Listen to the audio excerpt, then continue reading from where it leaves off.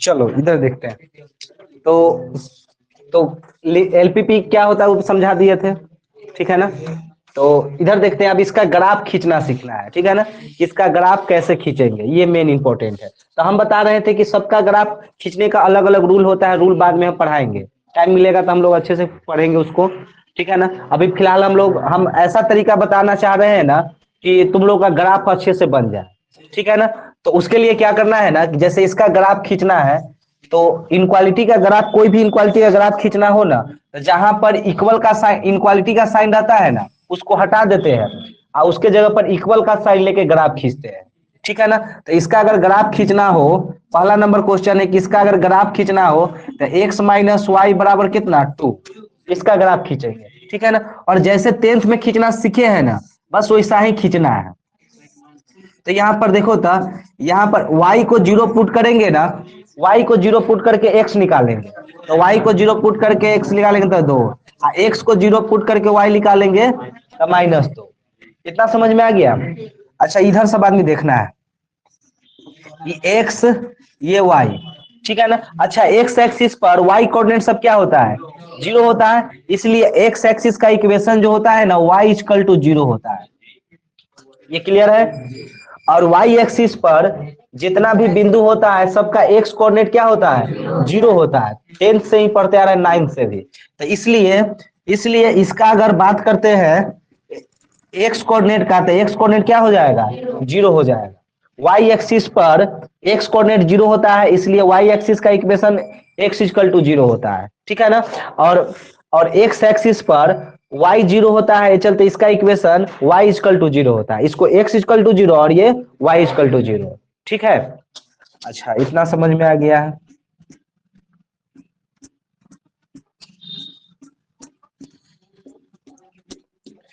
ये 1 2 3 4 -1 -2 -3 -4, ये -1 -2 -3 -4।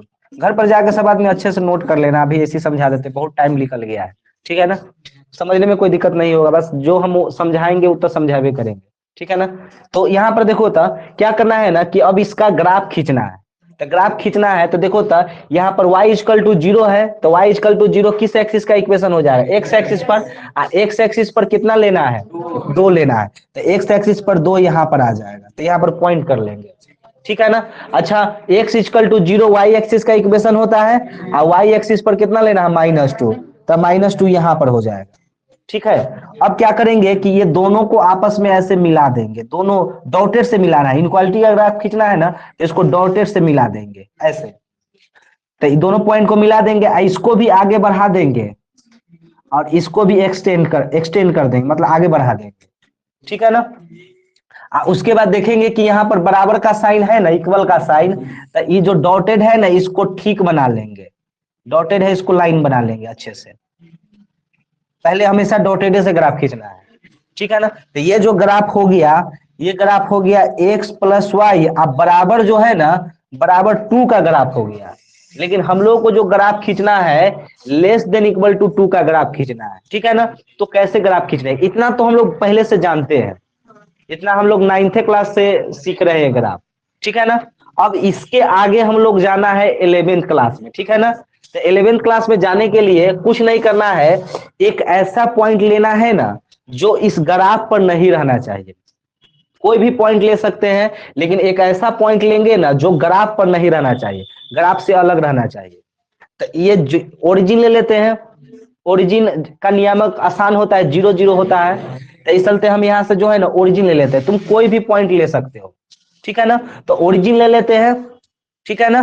तो ओरिजिन का कोऑर्डिनेट 0 0 होता है, एक्स 0 0 होता है, मतलब एक्स कोऑर्डिनेट भी 0 वाई कोऑर्डिनेट भी 0। अब इस इनक्वालिटी में रख कर देखेंगे कि ओरिजिन जो पॉइंट है ना वो उसको सेटिस्फाइड कर रहा है कि नहीं। अगर इसको सेटिस्फाइड कर गया ना तो ग्राफ इसी के तरफ होगा जिस तरफ से पॉइंट लिए हैं, और सेटिस्फाइड नहीं करेगा ना तो जिधर से पॉइंट लिए हैं उस तरफ ग्राफ नहीं होगा, उसके अपोजिट होगा, ठीक है ना। तो जैसे यहाँ पर टेकन, यहां से लिख लेते हैं टेकन x बराबर कितना 0 और y बराबर कितना 0, ठीक है ना। तो इसमें रख कर देखते हैं x minus y less than 2, तो यहाँ पर x का मान 0, y का मान 0 रखेंगे तो 0 हो जाएगा। 0 माइनस 2 सेटिस्फाइड की नॉट सेटिस्फाइड? सेटिस्फाइड हो गया। तो ग्राफ जो है ना, जिधर पॉइंट लिए हैं ग्राफ उधर ही शिफ्ट करेगा, जिस तरफ पॉइंट लिए हैं। तो पॉइंट इधर ना लिए हैं तो ग्राफ जो है ना इधर शिफ्ट करेगा ऐसे। ये पूरा पॉइंट जो हो जाएगा ना सब ऐसे हो जाएगा। ये ऐसे करके खींचना है। हाँ, इसको पूरे घस दिया जाता है लेकिन हम लोग ऐसे करके डॉटेड से दर्शा देंगे। ये पूरा ऐसे हो जाएगा। क्या? अरे इधर सारा पॉइंट इधर होगा, इधर जितना भी पॉइंट लेंगे ना वो सब इसको सेटिस्फाइड कर देगा। ये चलते इस इधर जो हो जाएगा इसका सोल्यूशन जो हो जाएगा ये पूरा हो जाएगा, इधर सब हो जाएगा। लेकिन अगर इधर रखेंगे ना कोई पॉइंट तो इसको सेटिस्फाइड नहीं करेगा। जैसे यहाँ x का मान अगर हम मान लेते हैं 3, 3 जीरो ना होता है, x का मान 3, y का मान 0, तो 3 जीरो रखेंगे तो यहाँ पर सेटिस्फाइड नहीं करेगा, तो ग्राफ इसके अपोजिट बन जाएगा। बात समझ में आया? अगर सेटिस्फाइड कर गया तो ग्राफ उसी के तरफ, और सेटिस्फाइड नहीं किया तो जिधर से पॉइंट लिए है ना ग्राफ ठीक उसके क्या होगा, अपोजिट बनेगा। बात क्लियर है? तो ये हम लोग का ग्राफ बनाने का तरीका है, ठीक है ना। ये हम लोग 11th में पहुंचे हैं, ठीक है ना। तो अभी 11th में है, थोड़ा देर के बाद 12th में चलेंगे, ठीक है। इधर देखना है x plus y is equal to, inequality का ग्राफ खींचना है ना तो यहाँ पर इक्वल का साइन लेके तब ग्राफ खींचेंगे, ठीक है ना। तो इसको खींचते हैं। तो एक तरीका है ना, सुनो, इसका तरीका होता है, कई वो तरीका होता है, हम बाद में सिखा देंगे। तो उस तरीका से भी खींच सकते हो, चाहे इस तरीका से भी खींच सकते हो। ग्राफ तुम कैसे खींचते हो ये मायने नहीं रखता है। ग्राफ तुम जो तरीका जैसे तुमको आता है वैसे खींच दो।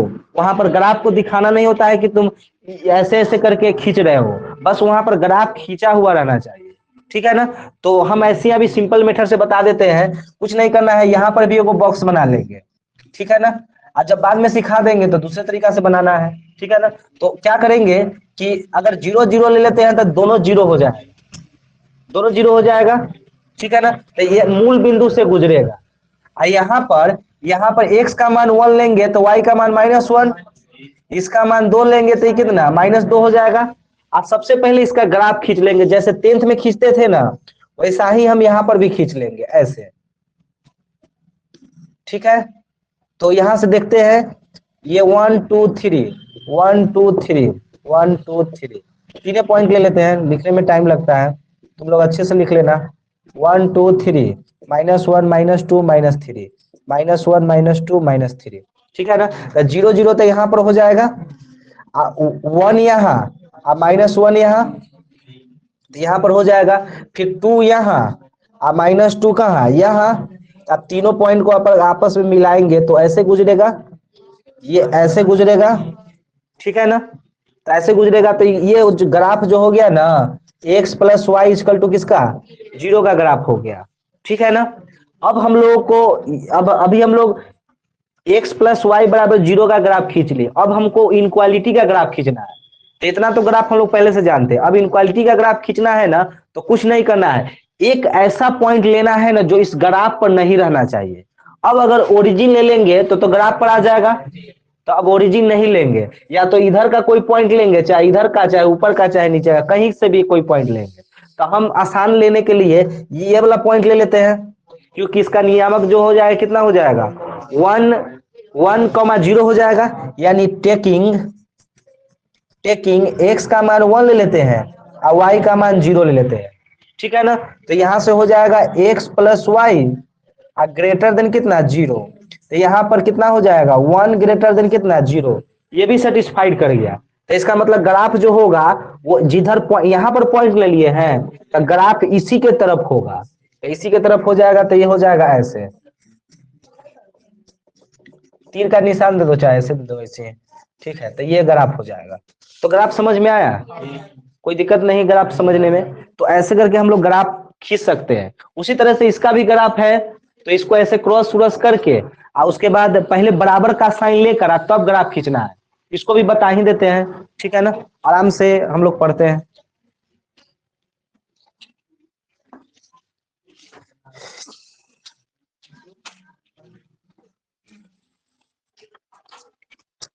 गर्मी के मौसम में जो है ना मिट जाता है जल्दी, लेकिन ठंड के मौसम में नहीं मिटता है।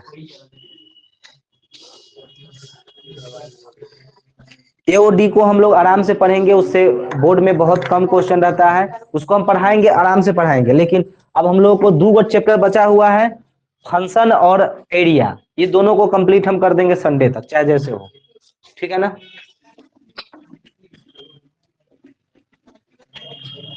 और ए और डी जो है ना बहुत अच्छा से हम पढ़ाते हैं, टाइम कम है ये चलते हम उसको, और उससे क्वेश्चन ज्यादा नहीं रहता है। सुनो, जब जब लंगराजेज मीन वैल्यू थ्योरम पढ़ाएंगे ना, लंगराजेज मीन वैल्यू थ्योरम पढ़ना है वो, तो उस समय आ जाना, वो बोर्ड में रहता है, ठीक है ना। नहीं, वो पूछता नहीं बोर्ड पे, तो कैसे पढ़ा देंगे वो।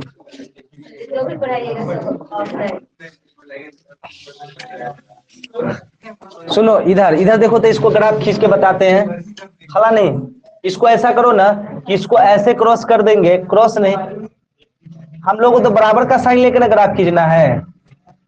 ऐसे बराबर का साइन ले लेंगे 3 नंबर में, और यहाँ पर इसको ऐसे क्रॉस करेंगे तो 2y बराबर कितना है, तो इसको इधर लाएंगे तो x प्लस 2y बराबर 0। तो उसी तरह से इसमें भी हम लोग ग्राफ खींच लेंगे। ऐसे इसका रूल दूसरे तरह से होता है, बाद में समझाएंगे। 0 0, ठीक है ना, 0 0 ना हो जाएगा, x 0 तो y भी 0, इसका मान 1 तो इसका मान कितना -2, ठीक है ना, इसका मान 2 तो ये कितना -4 हो जाएगा, ठीक है। देखते हैं,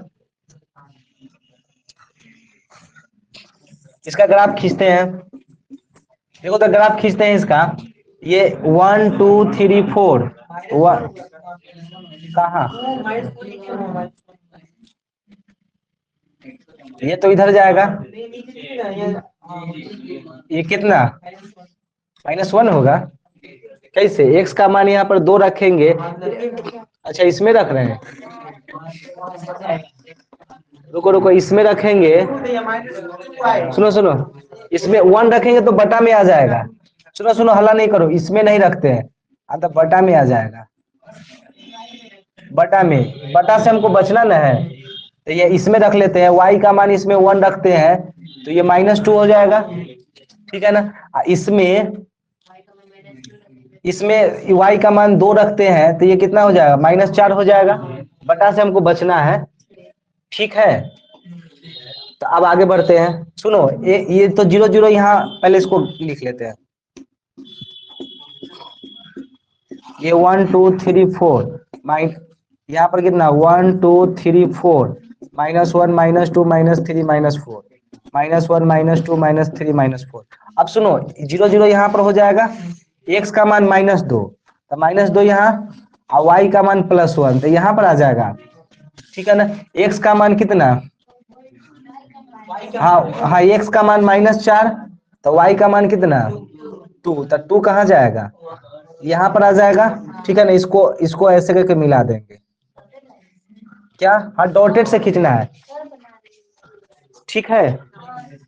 अच्छा, यहाँ पर जो था एगो डॉटेड से खींचना था, एक मिनट, यहाँ पर जो था, यहाँ पर इनक्वालिटी क्या था, x + y क्या था, ये ना था, सिर्फ यही था।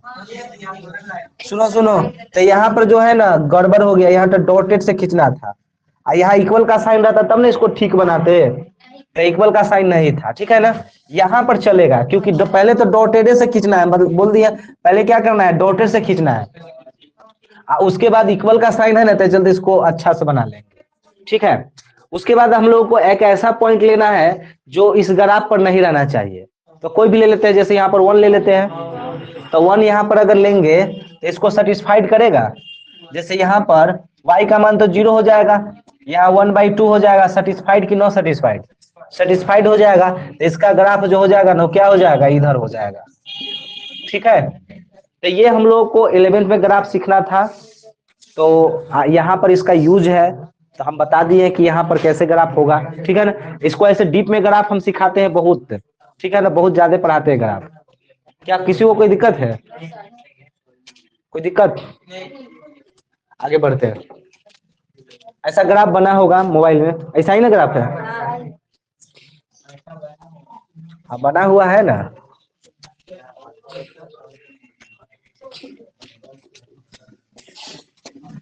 ग्राफ से क्वेश्चन छूटेगा नहीं, टेंशन लेने का जरूरत नहीं है। सुनो, अब हम लोग इसका थोड़ा सा कहानी पढ़ते हैं, कहानी।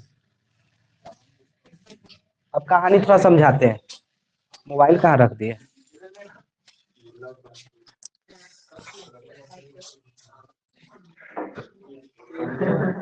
8 5 2 1 5 4।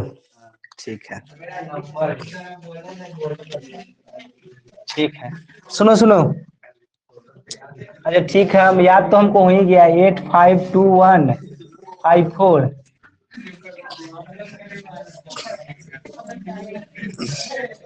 सुनो, हल्ला नहीं करो। L P LPP is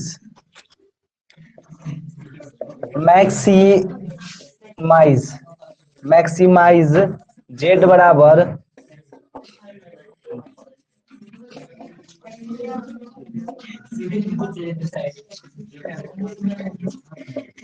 subject to. हल्ला नहीं करो, हल्ला नहीं।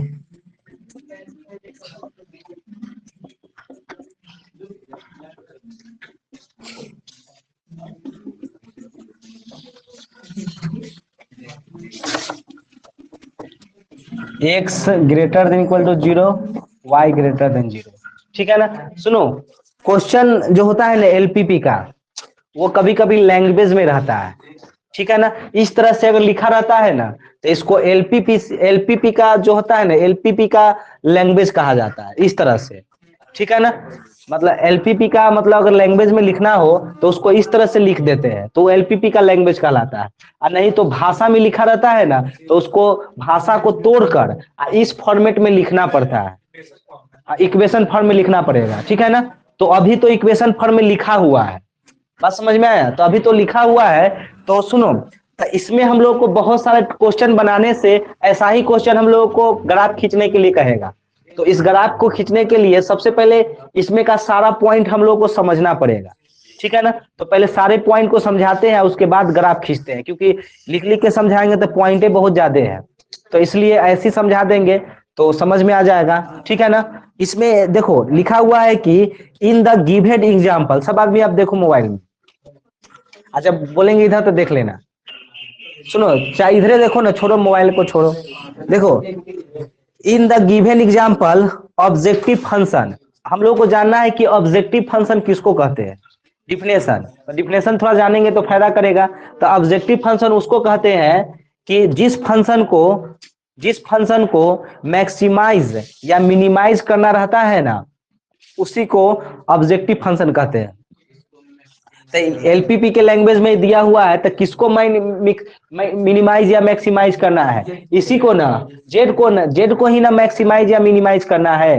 तो इसलिए जेड को, यानी ये इसको हम लोग क्या बोलेंगे? इसको ऑब्जेक्टिव फंक्शन कहेंगे। इसको क्या बोलेंगे? ऑब्जेक्टिव फंक्शन कहेंगे। ठीक है ना? उसके बाद हम लोगों को जानना है डिसीजन वेरिएबल। डिसीजन वेरिएबल उसको कहेंगे कि ऑब्जेक्टिव फंक्शन में जो अननोन रहता है ना, यानी जो एक्स वाई का जो मान है, इसी एक्स वाई के मान को हम लोग बोलते हैं कौन सा? डिसीजन वेरिएबल कहते हैं। ये क्या कहलाता है? डिसीजन वेरिएबल कहलाता है। ठीक है ना? दो बात हम लोग समझ लिए, ऑब्जेक्टिव फंक्शन इसको कहेंगे, और इसमें जो एक्स वाई जो होगा ना, उसको डिसीजन वेरिएबल कहेंगे। ठीक है? उसके बाद हम लोग को जानना है कि कॉन्स्टेंस, कांस्टेंट नहीं, कॉन्स्टेंट्स, कॉन्स्टेंट्स। ठीक है ना? कॉन्स्टेंट्स। तो इसमें जो, सुनो, जो 4 गो इनक्वालिटी है ना, तो ये दोनों इनक्वालिटी को छोड़कर ये वाला जो है ना, ये वाला जो इनक्वालिटी है, जो लीनियर इक्वेशन के फॉर्मेट में लिखा हुआ है, ये भी तो लीनियर इक्वेशन के फॉर्मेट में है, लेकिन इसको कांस्टेंट नहीं कहेंगे। ये दोनों जो है ना, ये दोनों को हम लोग क्या बोलेंगे? कांस्टेंट्स कहेंगे, कांस्टेंट्स। ठीक है ना? हाँ, कांस्टेंट्स। ठीक है? सुनो, इसमें जो है इन दोनों को क्या कहेंगे? कांस्टेंट्स। ठीक है ना? कांस्टेंट्स कहेंगे। हाँ ठीक है। इसको जो है ना, ई दोनों को बोलेंगे नॉन निगेटिविटी कांस्टेंट कहेंगे, ठीक है ना। इसको नॉन निगेटिविटी क्या कहेंगे, कांस्टेंट्स कहेंगे। बात समझ में आया। हाँ वही कांस्टेंट्स। हाँ हाँ, अरे वही टेंटे टेंटे पढ़ो ना इसको, टेंस। अरे कॉन्स्ट और उसके बाद टेंस, कॉन्स्टेंट्स, ठीक है ना। तो सुनो आए, अब छोड़ो ना, हो गया। अच्छा, ये दोनों को बोलते हैं, सुनो, इन दोनों को बोलते हैं कांस्टेंट्स बोलते हैं, इन दोनों को बोलते हैं नॉन निगेटिविटी कांस्टेंट बोलते हैं। पहले तो क्वेश्चन सॉल्व करने से पहले समझ में आना चाहिए कि क्या क्या हम लोग पढ़ने जा रहे हैं, इतना समझ में आया। उसके बाद हम लोग को कुछ डिफिनेशन पढ़ना है। पहले तो इसमें क्या क्या लिखा हुआ था वो बता दिए कि किसको क्या बोला जाता है। अब हम लोग कुछ डिफिनेशन पढ़ते हैं, ठीक है ना। तो डिफिनेशन है कि सबसे पहले हम लोग को जानना है एलपीपी का सॉल्यूशन किसको कहते हैं। एलपीपी का सॉल्यूशन किसको कहते हैं, तो एलपीपी का सॉल्यूशन उसको कहते हैं अननोन का जो मान, अननोन का जो मान इसको और इसको सेटिस्फाइड करता है ना, इन दोनों को सेटिस्फाइड करता है, उसको एलपीपी का सॉल्यूशन कहा जाता है। अननोन का जो मान यानी डिसीजन वेरिएबल का जो मान ये दोनों को सेटिस्फाइड करता है ना, एलपीपी का सॉल्यूशन कहते हैं। एलपीपी का क्या बोलेंगे, सॉल्यूशन कहेंगे, ठीक है ना। आप फिजिबल सॉल्यूशन उसको कहेंगे, फिजिबल सॉल्यूशन उसको कहेंगे, सुनो, जो अननोन का जो मान इसको भी सेटिस्फाइड करता हो और साथ साथ इसको भी सेटिस्फाइड करता हो, और इसको, इस चारों को जो सेटिस्फाइड करता है ना, उसको फिजिबल सॉल्यूशन कहेंगे। उसको क्या बोलेंगे, उसको फिजिबल सॉल्यूशन कहेंगे, ठीक है ना।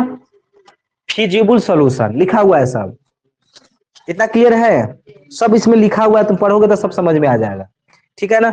ऑप्टिमल सॉल्यूशन उसको कहते हैं, ऑप्टिमल सॉल्यूशन की मतलब, ऑप्टिमल सॉल्यूशन उसको कहा जाता है ना, कि ऑप्टिमल सॉल्यूशन का मतलब ये होता है कि मैक्सिमम वैल्यू निकालना और मिनिमम वैल्यू निकालना। यहाँ पर लिखा हुआ है कि a feasible solution for which objective function is maximum या मिनिमम, मतलब जिस जिस फिजिबल रीजन पर ऑब्जेक्टिव फंक्शन का मान मैक्सिमम होता है या मिनिमम होता है, उसको हम लोग क्या बोलते हैं, उसको हम लोग क्या बोलते हैं, ऑप्टिमल सॉल्यूशन कहते हैं। ऑप्टिमल सॉल्यूशन, कहानी सुनते चलना है, क्वेश्चन अपने समझ में आ जाएगा, ठीक है ना। मतलब ऑप्टिमल सॉल्यूशन किसको कहते हैं, मतलब किसको कहते हैं, फिजिबल, फिजिबल सॉल्यूशन पर, फिजिबल जो सॉल्यूशन होता है ना, उसमें उसमें जो मैक्सिमम होता है या मिनिमम होता है, उसी को हम लोग क्या बोलते हैं, ऑप्टिमल सॉल्यूशन बोलेंगे, ऑप्टिमल सॉल्यूशन, ठीक है ना। ऑप्टिमल सॉल्यूशन का मतलब ये होता है कि मैक्सिमम वैल्यू निकालना और मिनिमम वैल्यू निकालना, ठीक है ना। उसके बाद हम लोग को जानना है फिजिबल रीजन किसको कहते हैं, फिजिबल रीजन। तो फिजिबल रीजन उसको कहते हैं, सुनो, इसका भी ग्राफ खींच लेंगे, इसका भी ग्राफ खींच लेंगे, और साथ साथ ये दोनों का ग्राफ खींच लेंगे। सबका ग्राफ खींचने पर जो कॉमन रीजन होगा ना, चारों का जो कॉमन रीजन होगा, उसी को हम लोग फिजिबल रीजन कहते हैं।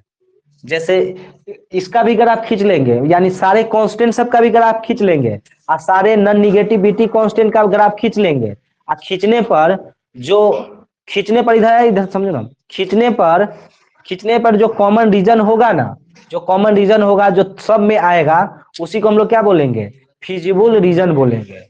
बात क्लियर है। उसके बाद हम लोगों को जानना है कि नॉन फिजिबल रीजन, जो जो फिजिबल रीजन नहीं रहता है ना, उसी को हम लोग क्या बोलते हैं, नॉन फिजिबल रीजन बोलते हैं। जो फिजिबल रीजन नहीं रहता है उसको क्या बोलेंगे, नॉन फिजिबल रीजन कहेंगे, ठीक है ना। उसके बाद हम लोगों को जानना है बाउंडेड और अनबाउंडेड फिजिबल रीजन। तो सुनो, बाउंडेड रीजन, अनबाउंडेड रीजन उसको कहेंगे ना, जैसे किसी किसी किसी का ग्राफ खींचेंगे, ठीक है ना। आप कोई सर्किल के अंदर आ जाना, कोई घेरा के अंदर आ जाएगा तो उसको बाउंडेड कहेंगे, और किसी घेरा के अंदर नहीं आएगा तो उसको क्या कहेंगे, अनबाउंडेड। जैसे यहाँ पर, जैसे ऐसे करके मान लेते हैं ग्राफ खींचते हैं, ये वाला अगर मान लेते हैं फिजिबल रीजन है, तो देखो तो ये किसी घेरा के अंदर है कि नहीं है, है। तो इसको हम लोग क्या बोलेंगे, बाउंडेड कहेंगे, इसको बाउंडेड कहेंगे, ठीक है ना। अगर ऐसा ग्राफ खींचेंगे कहीं भी अगर ऐसे मान लेते हैं कि फिजिबल रीजन अगर कहीं ऐसे आ रहा है तो ये इसको क्या कहेंगे, इसको अनबाउंडेड, यानी बाउंडेड उसको कहेंगे जो कोई घेरा के अंदर आ जाएगा ना तो उसको बाउंडेड कहेंगे, घेरा के अंदर नहीं आएगा तो उसको क्या बोलेंगे, अनबाउंडेड कहेंगे, ठीक है। उसके बाद हम लोग को जानना है कि फिजिबल रीजन का कॉर्नर पॉइंट किसको कहते हैं, फिजिबल रीजन का कॉर्नर पॉइंट। तो कॉर्नर पॉइंट उसको कहते हैं कि मतलब फिजिबल रीजन का कॉर्नर पॉइंट उसको कहा जाता है ना कि मतलब फिजिबल रीजन का दो बाउंड्री लाइन जहां पर कट करता है ना उसी को कॉर्नर पॉइंट कहेंगे। जैसे मान लेते हैं कि ये फिजिबल रीजन है ना, तो ये जो बाउंड्री लाइन, दो गो बाउंड्री लाइन जिस पॉइंट पर कट करेगा ना उसी को हम लोग क्या बोलेंगे, कॉर्नर पॉइंट बोलेंगे, ठीक है ना। जैसे ये दोनों रेखा है एक दूसरे को जहां पर कट करेगी ना उसको हम लोग क्या बोलेंगे, कॉर्नर पॉइंट बोलेंगे। यानी ये यहाँ पर कॉर्नर पॉइंट ये हो जाएगा, ये हो जाएगा और ये हो जाएगा, यहाँ पर सिर्फ क्या होगा, सिर्फ एक होगा, क्योंकि यहाँ पर फिजिबल रीजन यही है यहीं पर ये दोनों लाइन कट कर रहा है तो कई कॉर्नर पॉइंट होगा, यहाँ पर एगो होगा, ठीक है ना। मतलब दो बाउंड्री लाइन जहां पर कट करता है उसको हम लोग कॉर्नर पॉइंट बोलते हैं। बात क्लियर है, ठीक है ना। उसके बाद हम लोग को एगो जाना है convex, convex region, convex region और नॉट कन्वेक्स रीजन जानना है, ठीक है ना। तो कन्वेक्स रीजन हायर बुक पढ़ोगे ना तो वहां पर तुमको चेक करने के लिए मिलेगा, इसमें नहीं मिलेगा। 12th में जो है ना एको हो सकता है क्वेश्चन कहीं मिले या ना मिले, एनसीईआरटी में नहीं, ठीक है ना। तो कन्वेक्स रीजन को कैसे चेक करेंगे, जैसे जैसे तुम लोग 10th क्लास में ग्राफ सीखे हो ना तो उसमें चेक करना रहता था ना कि संपाती ग्राफ है कि समांतर ग्राफ है कि एगो और क्या होता है, एगो एगो और कुछ होता है, तीन गो होता है, तीनों चेक करना होता है, संपाती, प्रतिच्छेदी और समांतर, तीन गो ग्राफ चेक करना रहता था, ठीक है ना। तो उसी तरह से हम लोगों का यहाँ पर भी चेक करना है कन्वेक्स और नॉट कन्वेक्स रीजन। तो कैसे चेक करेंगे, जैसे मान लेते हैं कि कोई रीजन को चेक करना रहे कि कन्वेक्स रीजन है कि नहीं है, तो क्या करेंगे, सुनो करना क्या है कि जैसे मान लेते हैं कि यही रीजन है, इसको चेक करना है कि ये कन्वेक्स रीजन है कि कन्वेक्स रीजन नहीं है। तो क्या करेंगे कि इसी में कहीं पर दो पॉइंट ले लेंगे और दोनों पॉइंट को आपस में मिला देंगे, और मिलाने पर इस लाइन सेगमेंट का, लाइन सेगमेंट बनेगा ना, रेखाखंड जो बनेगा, इस रेखाखंड पर जितना भी पॉइंट लेंगे ना वो सब का सब अगर फिजिबल रीजन में अगर हो गया ना तो उसको कन्वेक्स बोलेंगे, अगर एक भी पॉइंट अगर फिजिबल रीजन में नहीं हुआ तो उसको नॉट कन्वेक्स कहेंगे। बात समझ में आ रहा है ना। जैसे मान लेते हैं कि ये सर्किल है, इसको इस मान लेते हैं कि ऐसा फिजिबल रीजन आया, तो इसको चेक करना है कि कन्वेक्स रीजन है कि नहीं है। तो कहीं भी दो पॉइंट ले लेंगे जहां मन करेगा और दोनों पॉइंट को मिला देंगे, और मिलाने पर जो रेखाखंड बनेगा, लाइन सेगमेंट बनेगा, इस रेखाखंड पर जितना भी पॉइंट लेंगे ना तो सब देखो तो जितना भी पॉइंट लेंगे सब फिजिबल रीजन में आएगा कि नहीं आएगा, आ जाएगा। तो इसलिए इसको कन्वेक्स बोलेंगे, कन्वेक्स रीजन बोलेंगे, ठीक है ना। लेकिन जैसे अगर ये मान लेते हैं कि ऐसा ऐसा मान लेते हैं कहीं फिजिबल रीजन आ जाए, सपोज ऐसा फिजिबल रीजन आ जाए, तो जैसे यहाँ पर कोई पॉइंट ले लेते हैं और यहाँ पर कोई पॉइंट ले लेते हैं और दोनों पॉइंट को मिला देते हैं, तो दोनों पॉइंट को मिलाएंगे तो इस ये जो लाइन सेगमेंट बनेगा, क्या इस लाइन सेगमेंट का जितना भी पॉइंट लेंगे वो सब फिजिबल रीजन में आएगा, नहीं आएगा। जैसे यहाँ पर जो पॉइंट लेंगे वो फिजिबल रीजन में आएगा, नहीं आएगा। तो उस तरह के हम लोग रीजन को हम लोग क्या बोलेंगे, नॉट कन्वेक्स बोलेंगे। बात समझ में आया। तो ये हम लोग का डिफिनेशन था, इतना आगे बढ़े, डिफिनेशन कंप्लीट हो गया। अब हम लोग थोड़ा सा क्वेश्चन को बनाने का रूल समझते हैं। Rule step by step rule हम समझाएंगे, समझ में आ जाएगा। सुनो, अगर सबसे पहले हम लोग ग्राफ अगर बाउंडेड रहेगा ना तो उसको कैसे बनाएंगे, तो पहले बाउंडेड वाला का ग्राफ देख लेते हैं और बाद में अनबाउंडेड वाला का ग्राफ देख लेंगे, ठीक है ना।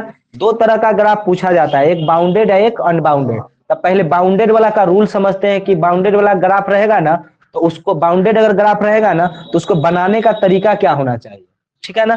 तो उसके लिए हम स्टेप बाय स्टेप वहां पर लिखे हैं, स्टेप बाय स्टेप, हर जैसे जैसे स्टेप लिखे ना वैसे उसी काम करना है। पहला स्टेप है कि क्वेश्चन को, जो क्वेश्चन दिया रहेगा ना एलपीपी का, उसको एलपीपी के भाषा में लिख लेंगे। एलपीपी का जो ये भाषा होता है, कभी कभी क्वेश्चन जो होता है ना लैंग्वेज में दिया रहता है, बहुत बड़ा लैंग्वेज में, तो उसको क्या करना है कि उसको सबसे पहले उसको पढ़कर उसको एलपीपी के भाषा में लिख लेना है। सबसे पहला काम ये करना, पहला स्टेप क्या करना है कि क्वेश्चन को एलपीपी के भाषा में लिख लेंगे। कितना क्लियर है? ये पहला स्टेप। तुम लोग को जो बोर्ड में जो क्वेश्चन आता है ना, वो एलपीपी के भाषा में लिखा रहता है, आसान क्वेश्चन देता है। और नहीं तो भाषा बनाने में टाइम लग जाएगा, तो इसलिए आसान क्वेश्चन देता है जो स्टूडेंट सब बना लेता है। एक बार 2014 में क्वेश्चन थोड़ा सा हार्ड दे दिया था, ठीक है ना, तो उसमें लैंग्वेज था, बाकी कभी भी लैंग्वेज वाला क्वेश्चन पूछता ही नहीं है, ठीक है ना। तो हम एक आध दो लैंग्वेज वाला क्वेश्चन करा देंगे तो तुम लोगों को समझने में आसानी हो जाएगा, ठीक है ना। लेकिन पूछता बोर्ड में नहीं है। आगे बढ़े, नहीं कभी नहीं पूछा है तो आगे पूछबे नहीं करेगा। आगे बढ़े, ये पहला स्टेप हो गया। दूसरा स्टेप क्या करना है कि जितना भी कांस्टेंट होगा उसका और जितना भी नॉन कांस्टेंट होगा उसका ग्राफ खींच लेंगे। मतलब जितना भी हाँ, ये चारों जो है ना, इसको छोड़कर इसका ग्राफ नहीं खींचना है। ये चारों जो है ना, इनक्वालिटी वाला जितना भी दिया हुआ है ना, उस सबका ग्राफ खींच लेंगे। यही स्टेप नंबर 2 में लिख रहा है। 2 नंबर में यही लिख रहा है कि draw the graph of all the constants including all the non negativity constant. इसका मतलब इन दोनों का ग्राफ पहले खींच लेंगे। दूसरा स्टेप इधर ये दूसरा स्टेप है, ठीक है ना। इधर स्टेप देखो ना तो पिटा जाएगा, हम सब मेरा नजर है, ठीक है ना। ये दूसरा स्टेप है, 5 नंबर का ग्राफ होता है, फेल कर जाओगे, सही से देखो। हाँ चलो इधर देखो, इतना समझ में आ गया। तीसरा स्टेप है कि फिजिबल रीजन पता कर लेंगे। तो फिजिबल रीजन कैसे पता करेंगे? फिजिबल रीजन जितना भी नॉन निगेटिविटी और नॉन निगेटिविटी कांस्टेंट का ग्राफ खींचे हैं ना, जितना भी, तो जो कॉमन होगा ना, जो कॉमन रीजन होगा वही फिजिबल रीजन कहलाएगा, ठीक है ना। तो पहले फिजिबल रीजन, तीसरा पॉइंट है, तीसरा स्टेप है कि फिजिबल रीजन पता करना, मेन है यही काम, ठीक है ना। चौथा नंबर स्टेप है कि जो फिजिबल रीजन होगा ना, उसके प्रत्येक कॉर्नर पॉइंट का कोऑर्डिनेट निकाल लेंगे। तो कॉर्नर पॉइंट किसको कहते हैं वो बता चुके हैं। हाँ, जो बाउंड्री लाइन जहां पर कट करेगा उसको कॉर्नर पॉइंट कहेंगे। तो उस सब का कोऑर्डिनेट निकाल लेना है, ये चौथा स्टेप, ठीक है ना। और पांचवा स्टेप है कि प्रत्येक कॉर्नर पॉइंट पर ऑब्जेक्टिव फंक्शन का वैल्यू निकाल लेंगे, ठीक है ना। प्रत्येक कॉर्नर पॉइंट पर ऑब्जेक्टिव फंक्शन का वैल्यू निकाल लेंगे। और छठा पॉइंट है कि प्रत्येक कॉर्नर पॉइंट पर ऑब्जेक्टिव फंक्शन का जो वैल्यू निकाले हैं ना, उसमें जो मैक्सिमम होगा ना वो मैक्सिमम कहलाएगा, और जो मिनिमम होगा वो मिनिमम कहलाएगा। बस इतना ही स्टेप में हम लोग का क्वेश्चन बच जाएगा। तो हम वो क्वेश्चन कराते हैं, और यहाँ पर नोट में लिखा हुआ है कि ऑप्टिमल वैल्यू निकालने का मतलब ये होता है, कहीं भी ऑप्टिमल शब्द का यूज होता है इसका मतलब ये होता है कि मैक्सिमम वैल्यू निकालना और मिनिमम वैल्यू निकालना, ठीक है ना। अगर फिजिबल रीजन अगर बाउंडेड होता है ना, तो उसका मैक्सिमम वैल्यू भी निकल जाता है और मिनिमम वैल्यू भी निकल जाता है, दोनों निकल जाता है। लेकिन अगर फिजिबल रीजन, अगर आगे बताएंगे कि अगर फिजिबल रीजन अगर अनबाउंडेड रहता है तो उसमें कोई जरूरी नहीं है कि मैक्सिमम या मिनिमम वैल्यू निकल भी जाए, निकल भी सकता है और नहीं भी निकल सकता है। बात समझ में आया? तो अब ये क्वेश्चन करेंगे और सब आदमी इसको देखना है, इसको मिटा रहे हैं और ये क्वेश्चन हम समझाना चाह रहे हैं।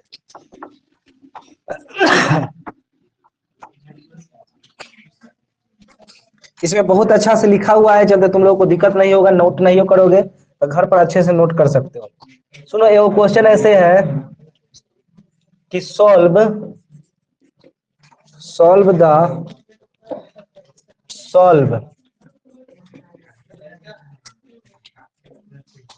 मैक्सिमाइज z बराबर 3x प्लस 4y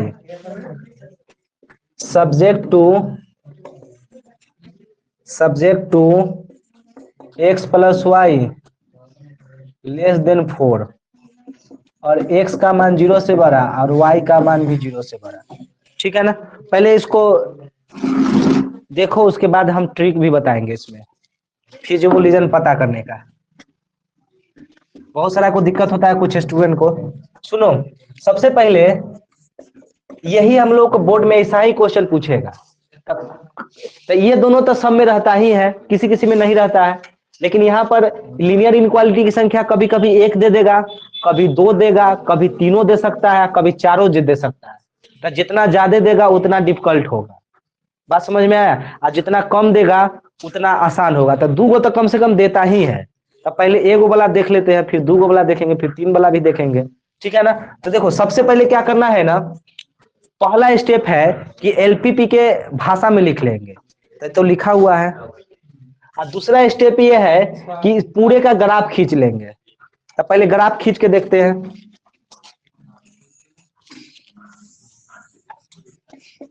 देखो सब आदमी अच्छे से, पहले इसका ग्राफ खींचना है। तो रफ में ही कहीं काम कर सकते हैं इसका। जैसे यहाँ पर x प्लस वाई अब बराबर कितना 4, इसका पहले ग्राफ खींचना होगा इक्वल का साइन लेके। तो y को 0 पुट करेंगे तो 4, आई कितना 4। तो यहाँ पर हो जाएगा 1 2 3 4 5, 1 2 3 4 5।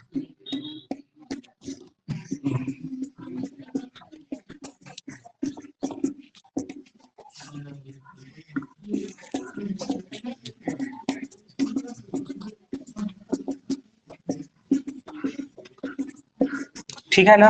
अब यहाँ पर देखो सब चीज पढ़े हुए रहे हुए ना, तो तुम्हारे दिमाग में पॉजिटिव माइंड रहेगा। माइंड रहेगा कि अरे सब चीज तो हम अच्छा से पढ़े हुए हैं, एकदम क्वेश्चन नहीं छूटेगा। अगर कुछ कम, जैसे कोई चीज कम पढ़े रहेगा ना, तो तुम्हारे दिमाग में रहेगा अरे इस क्वेश्चन में तो खाली इंपॉर्टेंट है क्वेश्चन आया है, कहीं दूसरा चेंज हो गया तो हम बेहोश हो जाएंगे, ठीक है ना। तो इसलिए जो है ना, इसलिए हम सबको बढ़िया से पहले पढ़ाते हैं और उसके बाद इंपॉर्टेंट होगा, ठीक है ना। तो पहले देखो टाइम लगता है लेकिन रिजल्ट अच्छा आता है। ऐसे इतिहास यहाँ का बहुत अच्छा है। सुनो यहाँ पर देखो था, यहाँ इसका ग्राफ खींचना है। तो y equal to 0 x axis का इक्वेशन है, एक्स एक्सिस पर 4 लेना है, तो ये हो जाएगा। फिर x equal to 0 y axis का इक्वेशन, ये जो होता है ना x इक्वल टू 0 होता है, और ये जो होता है ना y इक्वल टू 0 होता है। इतना ठीक है इसमें। उसके बाद ये जो है फिर y4 यहाँ पर आ जाएगा। अभी दोनों पॉइंट को पहले ऐसे करके मिलाएंगे डॉटेड से, इसको भी आगे ऐसे बढ़ा देंगे, इसको भी आगे बढ़ा देंगे, ठीक है ना। और देखेंगे कि यहाँ पर इक्वल का है तो इसको सही बना लेंगे ऐसे, ठीक है ना। और यहाँ पर दर्शा देंगे कि ग्राफ है x प्लस वाई बराबर 4 का ग्राफ है, ये 4 का ग्राफ है, ठीक है ना। अब यहाँ से क्या करना है कि इसका ग्राफ खींचना है। तो इसका ग्राफ खींचना है तो डॉटेड से वैसे करके खींचेंगे तो टाइम, मतलब जैसे रंग रंग के खींचेंगे ऐसे तो बहुत परेशानी हो जाएगा। तो उसके लिए हम क्या करते हैं ना कि ऐसे करते हैं। अच्छा देखो तो अब सारा चीज सिखा चुके हैं। अब ग्राफ इसका इधर शिफ्ट होगा कि उधर शिफ्ट होगा, ये हम लोग को चेक करना पड़ेगा। तो कोई पॉइंट लेकर चेक करना पड़ेगा। तो देखो तो ओरिजिन ले लेते हैं, आसान होगा। ओरिजिन जो है इस लाइन ग्राफ पर नहीं है तो ले सकते हैं। तो 0 0 रखेंगे तो सेटिस्फाइड कर जाएगा। तो ग्राफ इधर होगा, ठीक है ना पूरे। तो इसके लिए हम दर्शाने जा रहे हैं ऐसे तीर का निशान। ये तीर का निशान जो है ना, ये बताएगा कि सारा का सारा पॉइंट ग्राफ जो है ना इधर शिफ्ट हो रहा है, ठीक है ना। अब इसका ग्राफ खींचना है x ग्रेटर देन 0। तो x इक्वल टू 0 यही ना है, x इक्वल टू 0 यही है। हमको लेना है ये पूरा x इक्वल टू 0 का ग्राफ है। हमको लेना है x का मान 0 से बड़ा। तो x का मान 0 से बड़ा इधर लेंगे कि इधर लेंगे, इधर होगा। x 0 से बड़ा इधर ना होता है, y एक्सिस के राइट साइड होता है। राइट साइड हो जाएगा ये वाला, ये ऐसे। तो ऐसे करके तीर लगा देंगे, ठीक है ना। उसके बाद ऐसे करके तीर लगाना है। अब इसका मान ये y axis, y equal to 0 x axis का इक्वेशन होता है। x एक्सिस में x का मान 0 से क्या लेना है बड़ा। तो 0 से बड़ा ऊपर होगा कि नीचे। हाँ, y 0 से बड़ा ऊपर होता है और 0 से छोटा नीचे होता है, तो ऊपर हो जाएगा। तो ये ऐसे, ये ऐसे, ये ऐसे, ये ऐसे, ठीक है ना। अब तुम लोगों को बताना है कि ये तीनों जो तीर है ना वो किस में आएगा। तो ये वाला अगर रीजन देखते हैं तो इसमें तो एगो तीर ये है, एगो तीर ये है। ये वाला तीर आएगा कि नहीं आएगा, नहीं आएगा। तो ये फिजिबल रीजन नहीं कहलाएगा। ये वाला देखना चाहते हैं तो इसमें ये वाला भी तीर आ जाएगा और ये वाला भी तीर आ जाएगा, लेकिन ये वाला तीर आएगा नहीं होगा। तो ये फिजिबल रीजन नहीं कहलाएगा, जो तीनों में होगा वही फिजिबल रीजन कहलाएगा। फिर देखना चाहते हैं कि ये वाला देखना चाहते हैं, तो इसमें ये आ जाएगा, ये आ जाएगा, लेकिन ये नहीं आएगा, तो ये भी फिजिबल रीजन नहीं कहलाएगा, ये तो कहलाएगा ही नहीं, ठीक है ना। तो कौन कहलाएगा, ये वाला अगर रीजन देखते हैं तो इसमें ये तीर भी नजर आ रहा है, ये तीर भी नजर आ रहा है, और ये भी, तो यही जो कहलाएगा ना, यही फिजिबल रीजन कहलाएगा, और इसको रंग देना है, यही हो गया फिजिबल रीजन।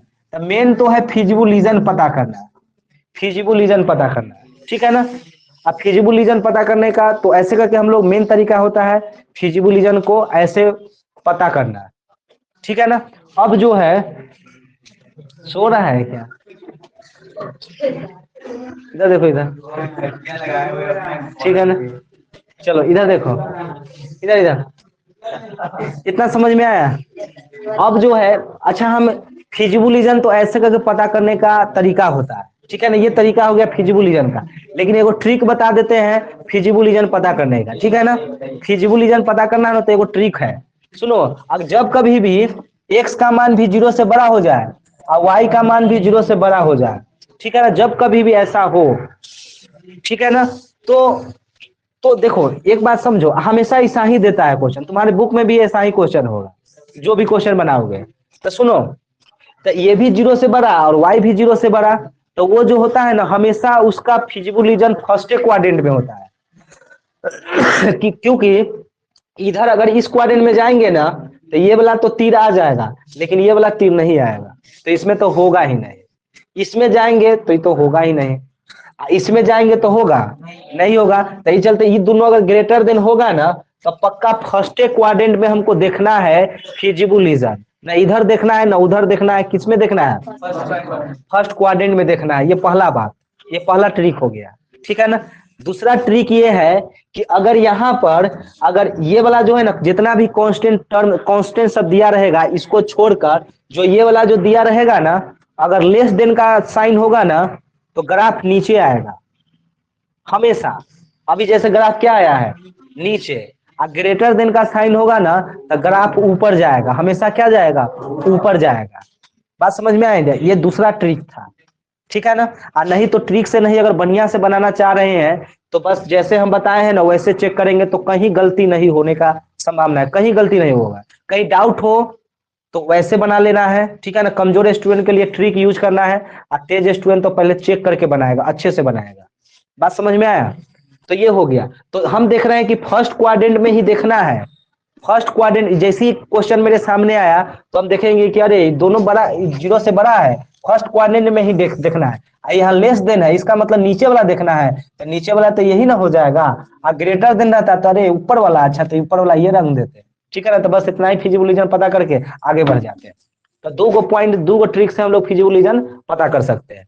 तो हम लोग कहाँ तक पहुंच गए हैं, अभी हम लोग 3 स्टेप किए हैं, 3 स्टेप किए हैं, ठीक है ना। अब चौथा स्टेप करने जा रहे हैं। तो चौथा स्टेप ये है कि फिजिबल रीजन के प्रत्येक कॉर्नर पॉइंट का कोऑर्डिनेट निकाल लेंगे, ये चौथा स्टेप है हम लोगों का, ठीक है ना। तो देखो तो यही ना कॉर्नर पॉइंट है, एगो ये, एगो ये, एगो ये। तो इसको तीर दे के निकाल लेते हैं, कितना हो, 0 0। ये कितना हो जाएगा, 4,0। ये जो हो जाएगा 0, कितना, 4। ये हम लोग का चौथा स्टेप कंप्लीट। अब पांचवा स्टेप ये है कि जितना भी कॉर्नर पॉइंट का कोऑर्डिनेट है ना, इस सारे पॉइंट पर ऑब्जेक्टिव फंक्शन का वैल्यू निकाल लेंगे। ये पांचवा पॉइंट है। तो देखो हम निकाल के बताते हैं।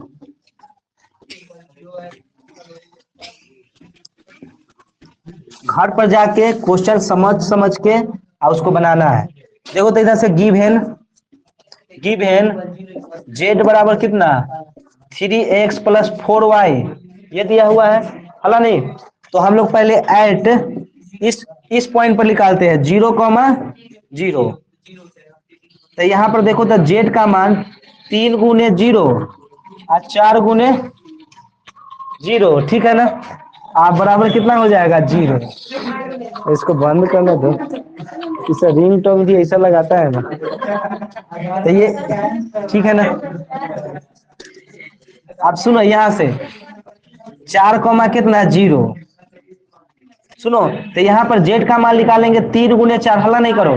आई 4 गुने 0 बराबर कितना, 12 हो जाएगा। अब फिर सुनो, हल्ला नहीं करो। फिर कितना पर 0 4 पर निकालेंगे। अरे उसको उठा लो कोई जिसको, ठीक है ना। ये कितना है, 3 गुने कितना, 3 गुने 0 और 4 गुने कितना 4, अब बराबर कितना 16। इतना समझ में आया। प्रत्येक, सुनो प्रत्येक कॉर्नर पॉइंट पर ऑब्जेक्टिव फंक्शन का जो वैल्यू है ना उसको निकाल लिए। अब इसमें जो मिनिमम होगा वो मिनिमम कहलाएगा, और जो मैक्सिमम होगा वो मैक्सिमम कहलाएगा। तो हम लोग को निकालना था कौन, मैक्सिमम वैल्यू ना निकालना है। तो मैक्सिमम किस पॉइंट पर हो रहा है, ये इस पर ना मैक्सिमम हो रहा है। तो बस यहाँ पर एक लाइन ऐसे लिखना पड़ेगा कि hence hence hence the required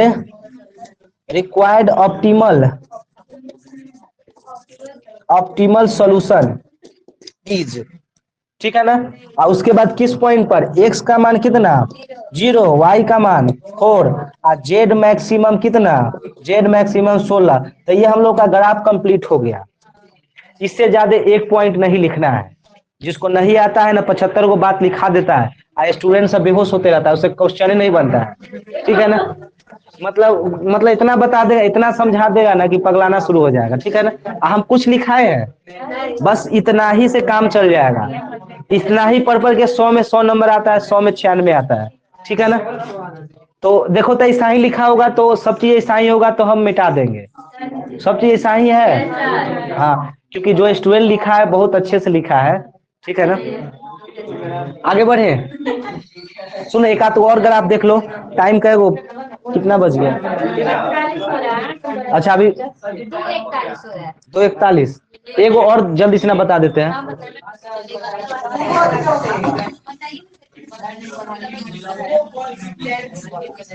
तुम लोग घर ट्राई करके आना, जितना भी सुनो बाउंडेड का जितना भी ग्राफ है ना वो सब तुम लोग देख कर आना। उसमें कोई प्रॉब्लम होगा तो हम उसको बताएंगे, और नहीं प्रॉब्लम होगा तो हम अनबाउंडेड का कहानी समझाएंगे, ठीक है ना।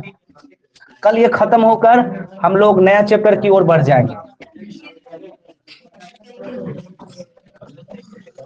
इसको कौन कॉपी में लिखेंगे क्या, उस जो नहीं वो तो बाद में उस सादा वाला का यूज बाद में होगा, ठीक है ना। अभी किसी में भी लिख सकते हो, कोई दिक्कत नहीं। आप नहीं सादा में बाद में उसको रख ले रहो। कितना है 85214, ठीक है। चलो आगे देखते हैं। ये क्वेश्चन है z बराबर 40x नहीं 4x प्लस 4y, सब अच्छा सीधे y है, x plus y less than 50। अरे अब समझाने में ज्यादा देर नहीं लगा, एक बार देखो जल्दी। 3x plus y less then कितना 90, और x का मान भी 0 से बड़ा और y का मान भी 0 से बड़ा। बस इसको समझ लो, सुनो इसको समझो। और आगे जो है ना क्वेश्चन आगे एगो दूगो तीन गो ट्राई करके आना है सबको। देखना समझ में आ जाएगा तो ठीक है, और नहीं तो एक आध को हम बता देंगे। इसको समझ जाओगे तो सब समझ में आ जाना है। इसके बाद अनबाउंडेड वाला है ना तो उसका कहानी कल कह के उसके बाद इसको हम इंड कर देंगे। कोई दिक्कत हमको नहीं लगता है। हाँ, ग्राफ समझने में कोई दिक्कत किसी को होने वाला है, सही से समझो। कहीं भी कोई डाउट नहीं है, हम पढ़ाते हैं तो कहीं भी कोई चैप्टर में डाउट नहीं है। कोई चैप्टर में डाउट नहीं ना हुआ है, दूसरा चैप्टर बचा हुआ उसमें भी डाउट नहीं होगा, ठीक है ना। बहुत अच्छा से डील करेंगे। चलो हल्ला नहीं करो, हल्ला नहीं करो। हमेशा हम पढ़ाते हैं, देखो ये पुराना कॉपी है, पुराने कॉपी में भी इतना बेटर तरीका से पढ़ाया हुआ है। हम हमेशा बहुत अच्छे से पढ़ाते हैं। देखो सुनो, अच्छा इसमें जो डिजिट है बड़ा बड़ा डिजिट ना है, तो इसलिए हम लोग 10 के मल्टीपल में मानेंगे। जो एक मानते थे ना 1 2, हम लोग 10 के मल्टीपल में मानेंगे।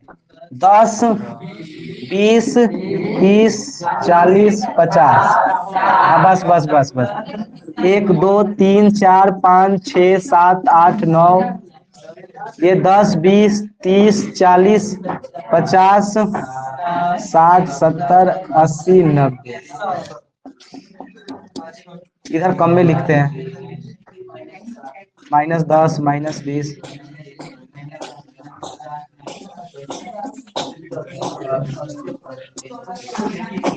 एक बार जल्दी से ना देखो तो सब आदमी, हला नहीं, इधर इधर इसका हला नहीं, इसका x plus y great equal to इसका ग्राफ खींचना है। सुनो, y का मान 0 तो 50, x का मान 0 तो 50, 50 50 50 इक्वल का साइन है ना, तो बस देख कर इसको ग्राफ ऐसे खींच दो। हाँ डॉटे से, बाकी हम देख लिए कि इक्वल का साइन है, तो x प्लस वाई बराबर कितना 50। ठीक है, अब इसको इसको फिर से हम लोग यहाँ पर ड्रॉ करते हैं। 3x प्लस वाई बराबर कितना 90। y का मान 0 तो x का मान 30, x का मान 0 y का मान 90, यानी x कितना 30 और y कितना 90। समझ में आया? तो ये हो जाएगा कितना 3x प्लस वाई बराबर कितना 90। अब देखो यहां से ध्यान से समझो, हाला नहीं, एकदम सही से देखना है। अब यहां से अब क्या करेंगे, अब ट्रिक तो जान ही चुके हैं, तो ट्रिक का यूज कर लेंगे यार, तो ग्राफ तो खींचना सिखा ही ना चुके हैं। तो यहाँ से ये तो फर्स्ट क्वाड्रेंट में ये भी है, तो फर्स्ट क्वाड्रेंट में हमको देखना है, ना इधर देखना है, ना इधर ना इधर, फर्स्ट क्वाड्रेंट में देखना है। और यहाँ लेस देन, और यहाँ भी लेस देन, इसका मतलब ये भी नीचे, ये भी क्या नीचे ही आएगा। चेक कर लेना, हमेशा नीचे आता है, ठीक है ना, क्योंकि जब बोर्ड वाला क्वेश्चन रहता है तो नीचे, थोड़ा हाई लेवल का पढ़ोगे ना तो वहां पर नीचे नहीं आएगा। चाहे तुम्हारा जहां कंफ्यूजन होगा ना तो पॉइंट रख के चेक कर लेना, क्योंकि हमें का तो क्वेश्चन उसमें कंफ्यूजन वाला भी दिए है, ठीक है ना। तो ट्रिक कभी कभी फेल कर जाता है, तो वो भी वाला क्वेश्चन दे दिए थे। तो यहाँ पर देखो, तो अब इसका रीजन पता करना चाहते हैं तो देख कर बता सकते हैं, ये वाला होगा, ये वाला तो पक्का ये होगा, तुरंत खोजा गया। ठीक है, अब यही हो गया फिजिबल रीजन। अब प्रत्येक कॉर्नर पॉइंट का कोऑर्डिनेट निकाल लेंगे, तो ये तो 0 0, ये तो पता चल रहा है कि कितना 0 50, और ये पता चल रहा है कितना 30 0, लेकिन ये भी तो कॉर्नर पॉइंट है, तो इसका कोऑर्डिनेट कैसे निकलेगा, इसको मान के नहीं। कोई भी जैसे 10th क्लास में कटान बिंदु कैसे निकालते थे, कैसे निकालते थे बताओ, कैसे निकालते थे? 10th क्लास में कटान बिंदु जो निकालते थे ना, नहीं, दोनों को सॉल्व करके निकालते थे। कहीं भी सुनो, कहीं भी अगर इस सब का, तो देखो इन दोनों का तो सोल्यूशन आराम से निकल गया, क्योंकि यहाँ पर y0 होता है ना, तो इसमें रखेंगे ये वाला इक्वेशन में रखेंगे, तो कौन सा इस इक्वेशन में रखेंगे, यहाँ पर y0 रखेंगे तो कितना आ जाएगा x, इसका x कोऑर्डिनेट तो इतना आ जाएगा। तो इन दोनों लाइन को सॉल्व किए तो इसका कोऑर्डिनेट निकल गया, ये वाला कोऑर्डिनेट निकल गया, ठीक है ना। ये वाला और ये वाला लाइन को सॉल्व करेंगे तो इसका कोऑर्डिनेट निकल जाएगा। तो सॉल्व करने का जरूरत ही नहीं था, क्योंकि यहाँ पर y क्या होता है, x क्या होता है, y0 होता है, x कितना हो जाएगा 30 हो जाएगा, तो इसी निकल गया, ये भी इसी निकल गया, लेकिन ये भी निकल गया इसी, लेकिन ये निकलेगा नहीं। तो ये दोनों इक्वेशन को सॉल्व करना पड़ेगा, ये वाला और ये वाला। तो सॉल्व करेंगे ना 10th के तरह समीकरण, तो समीकरण दोनों को सॉल्व करेंगे ना, तो सॉल्व करने पर जो मान आएगा ना वही इस पॉइंट का कोऑर्डिनेट होगा। तो कितना कितना आ रहा है 20 और 30, देखो तो कितना है 20 30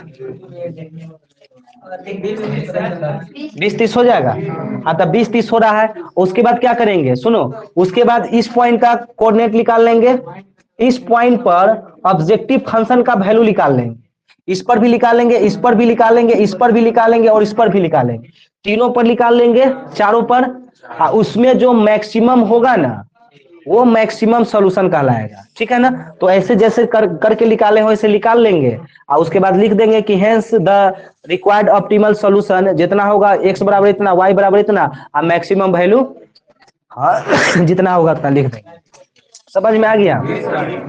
तो सब आदमी ट्राई करके आना, बाउंडेड वाला जितना भी क्वेश्चन होगा ना तुम लोग कर लेना, अनबाउंडेड कल पढ़ाएंगे। और सुनो, आज हम थोड़ा लेट हो गए थे लेकिन कल लेट नहीं हो गए, आज कुछ काम से हम लेट हो गए थे, टाइम से आना है।